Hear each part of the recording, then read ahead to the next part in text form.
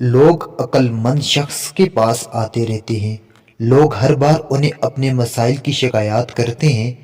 ایک دن بہت سے لوگ بیٹھے ہوئے تھے تو عقل مند شخص نے انہیں ایک لطیفہ سنایا اور سب ہنسنے لگے۔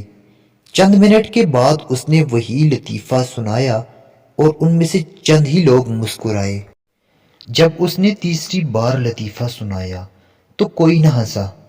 عقل مند مسکرایا اور بولا، آپ ایک ہی لطیفے پر بار بار ہنس نہیں سکتے، تو آپ ہمیشہ ایک ہی مسئلے پر کیوں روتے ہیں؟ اس کہانی سے ہمیں یہ سبق ملتا ہے، فکر کرنے سے آپ کے مسائل حل نہیں ہوں گے، یہ صرف آپ اپنا وقت اور توانائی ضائع کر رہے ہیں۔ کیسی لگی آپ کو آج کی میری یہ سٹوری؟ کامنٹس میں ضرور بتائیے گا۔ ملتے ایک نئی سٹوری کے ساتھ، تب تک دیجیے اجازت۔ اللہ نگہبان۔